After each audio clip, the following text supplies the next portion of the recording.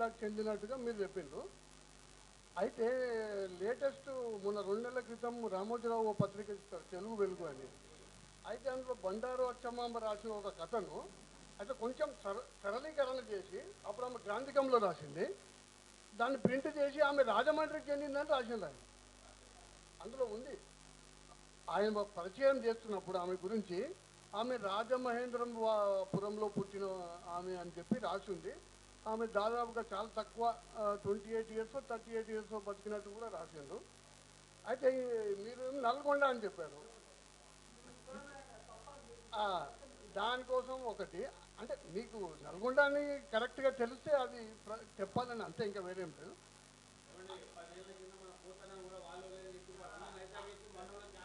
అది ఇప్పుడు లేటెస్ట్గా రాసేది. అయితే అయితే ఇప్పుడు ఒకటి అయితే ఏముందంటే, ఇప్పుడు ఆది కవి నన్నే అంటాం. అయితే తెలంగాణ ఉద్యమము ఉవ్వెత్తున లేస్తున్నప్పుడు నేను పత్రికలో అక్కడ మన కరీంనగర్లో అనుకుంటా రాతి మీద చెక్కిన పద్యాలు అంటే నన్నేకు 800 సంవత్సరాల పూర్వమే ఇక్కడ కందపద్యం రాయబడ్డది అని ఒక శిల్పాన్ని నేను బొమ్మలు. అయితే ఆయన రాసింది ఎవరు మరి? ఆది కవి ఆయన కాదని మనం ఛాలెంజ్ చేయొచ్చు కదా, అంటే రాసిన పేరు తెలియదేమో మరి, అదొకటి. తర్వాత ప్రపంచంలోనే కథ అనే ప్రక్రియ తెలంగాణలో గుణాఢ్యుడు బృహత్కథతో మొదలైందని చెప్పి నేను ఈ మధ్యన చదివిన ఒక పుస్తకంలో. అది మొత్తము ఆ బృహత్కథ అనేది తెలంగాణలోనే పుట్టిందా, ప్రపంచంలోనే మొట్టమొదటి కథా ప్రక్రియ ఇక్కడే స్టార్ట్ అయిందని కూడా నేను చదివిన. ఇంకొకటి కొందరు వక్తలు ఇక్కడ ఏం చెప్పారంటే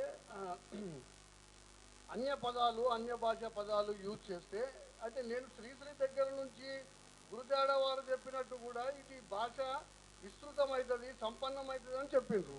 అయితే ఇప్పుడు లేటెస్ట్గా ఒక సర్వే ఏం చెప్తుంది, 22% కూడా తెలుగు పదాలు మనం వాడతలేము అని. అన్ని సంస్కృతం ఎక్కువ. ఇప్పుడు ఉద్యమ కాలంలో కూడా మనం వాడిన ఈ ఆధిపత్య అసలు తెలుగు భాష అనే మాటనే తెలుగు కాదు, అది సంస్కృతం మాట. అసలు తెలుగులో ఏమనాలో కూడా తెలియదు మనకు. అంటే వేరే పదాలు వాడితే భాష విస్తృతం అవుతుందో ఏమో, కానీ అసలుకి కుదించకపోతుందేమో మన భాష అని నాకు డౌట్ వస్తుంది ఒకటి. ఈ విషయాల మీద మీరు కొంచెం క్లారిఫికేషన్ ఇస్తే బాగుంటుంది. Thank you very much. నా పేరు సుధాకర్ గౌడ్ అండి. నేను